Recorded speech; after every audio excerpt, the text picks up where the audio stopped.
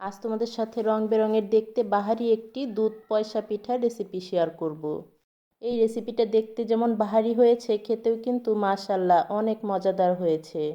আর বানানোর কথা কি আর বলবো, একদমই পানির মতো সহজ এই রেসিপিটা বানানো। তো চলো রেসিপিটা বানানো শুরু করে দেই। প্রথমে দেখো আমি এখানে একটা বোল নিয়েছি, বোলের মধ্যে দিয়ে দিচ্ছি 2 কাপের মতো চালের আটা। আমি এখানে ভেজা আতপ চালের আটাটা ব্যবহার করেছি, এখানে কিন্তু শুকনো আটাটাও ব্যবহার করা যাবে। তো সাথে আমি এখানে 1/2 কাপের মতো ময়দা দিয়ে দিচ্ছি। পিঠাগুলো কিন্তু শুধু চালের আটা দিয়েও বানানো যাবে, তবে ময়দাটা দিলে পিঠাগুলো 1-2 দিন রেখে খেলেও শক্ত হবে না, পিঠাগুলো নরমই থাকবে। তো তারপর আমি এখানে 1 চা চামচের চেয়ে একটু কম লবণ দিয়ে খুব ভালো করে শুকনো উপকরণগুলো মিশিয়ে নিলাম। এখন আমি পিঠার ব্যাটারটা তৈরি করে নিব। তো এখানে আমি কুসুম গরম পানি দিয়ে পিঠার ব্যাটারটা তৈরি করে নিচ্ছি। এখানে কিন্তু ঠান্ডা পানি দিয়ে ব্যাটারটা তৈরি করা যাবে না, এখানে কুসুম গরম পানি দিয়েই ব্যাটারটা তৈরি করে নিতে হবে। আর এখানে কিন্তু একেবারে পানিটা ঢেলে দেওয়া যাবে না, অল্প অল্প করে পানি ঢেলে একটা স্মুথ ব্যাটার তৈরি করে নিতে হবে। আর ব্যাটারটা কিন্তু খুব বেশি ঘনও করা যাবে না, মোটামুটি পাতলা টাইপের একটা ব্যাটার তৈরি করে নিয়েছি। দেখতেই পাচ্ছ ব্যাটারটা কতটুকু পরিমাণে পাতলা হয়েছে। তো তোমাদের বোঝার সুবিধার্থে আমি আরও একটু বলে দিচ্ছি, ওই যে চিতই পিঠার ব্যাটার তৈরি করি না আমরা, ওইটার থেকেও কিন্তু এই ব্যাটারটা আরও একটু পাতলা হয়েছে। তো ব্যাটারটাকে তৈরি করে আমি এই ব্যাটারটাকে এখন 4 ভাগে ভাগ করে নেব। তো এই ব্যাটারটাকে আমি ছোট ছোট বাটিতে 4 ভাগে ভাগ করে নিয়েছি, আর 1 ভাগ আমি সাদাই রেখেছি। আর 3 ভাগে আমি 3টা ফুড কালার মিশিয়ে নিব। আর ফুড কালারটা তোমরা তোমাদের পছন্দ অনুযায়ী মিশিয়ে নিবে। আমি এখানে 3টা ফুড কালার ব্যবহার করেছি। প্রথমে আমি রেড ফুড কালার দিয়ে মিশিয়ে নিলাম প্রথম ব্যাটারটা। তারপর এটাতে আমি গ্রিন ফুড কালার দিয়ে দিচ্ছি, এটা দিয়েও আমি খুব ভালো করে মিশিয়ে নিয়েছি। আর তারপরেরটাতে আমি এখানে জর্দা কালার একটু ব্যবহার করেছি। তো এই তো আমার কিন্তু ব্যাটারগুলো তৈরি হয়ে গেছে, এখন আমি সরাসরি চুলাতে চলে যাব।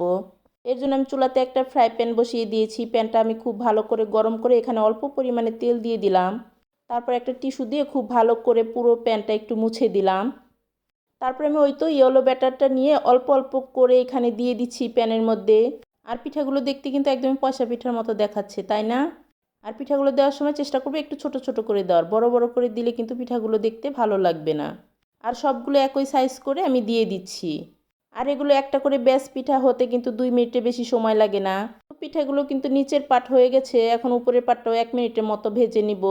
তারপরে আমি পিঠাগুলো প্যান থেকে তুলে নিচ্ছি। তো তারপরে আমি ওই যে গ্রিন ফুড কালার মিশিয়ে রেখেছিলাম, ওখান থেকেও কিছুটা ব্যাটার নিয়ে সেমভাবে আমি দিয়ে দিলাম।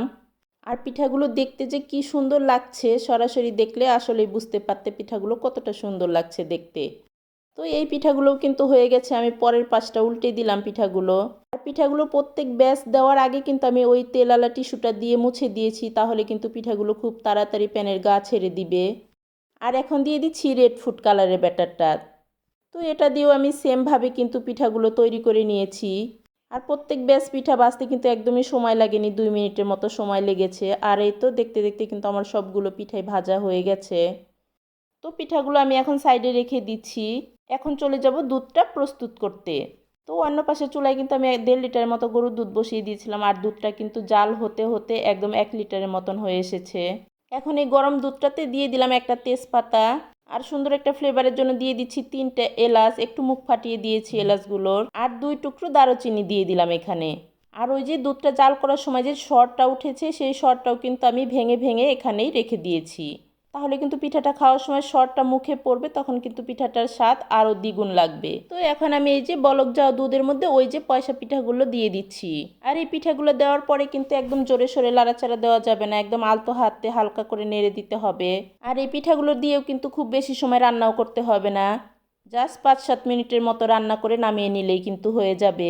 পিঠাগুলো দিয়ে প্রথমে আমি 4-5 মিনিটের মতো রান্না করে নিয়েছি, তারপর আমি এখানে চিনি অ্যাড করে দিচ্ছি। এখানে আমি 1 কাপের মতো চিনি অ্যাড করে দিয়েছি। তো মিষ্টিটা কিন্তু তোমরা তোমাদের পছন্দ মতো এখানে ব্যবহার করবে। তো চিনিটা দেওয়ার পরে আমি আরও 2-3 মিনিটের মতো একটু হালকা হাতে নেড়ে চেড়ে পিঠাটাকে রান্না করে নিলাম। আর পিঠাগুলো দুধে দেওয়ার পর আরও এতটা সুন্দর লাগছে কি আর বলবো, দেখেই একদম মনটা ভরে যাচ্ছে। তো এই তো পিঠাটা কিন্তু আমার হয়ে গেছে। তো পিঠাটা আমি একটু নামিয়ে রাখছি। তো আধ ঘন্টার মতো পিঠাটাকে আমি রেখে দিব এভাবেই ঢাকনা দিয়ে ঢেকে। তো আধ ঘন্টা পরে আমি তোমাদেরকে পরিবেশন করে দেখাচ্ছি পিঠাগুলো কতটা লোভনীয় হয়েছে। আর এই পিঠাটার মালাইটা না একদম মুখে দিলেই মনটা ভরে যাচ্ছে, এতটা মজা হয়েছে পিঠাটা। তো তোমরা কিন্তু চাইলে এই পিঠাটা ট্রাই করতে পারো। আর আমার ভিডিওটা যদি ইউটিউব চ্যানেল থেকে দেখে থাকো, তাহলে আমার ইউটিউব চ্যানেলটা সাবস্ক্রাইব করে দিও প্লিজ। আর যদি ফেসবুক পেজ থেকে দেখো, তাহলে একটা ফলো দিয়ে দিও। তো সবাই ভালো থেকো, আল্লাহ হাফেজ।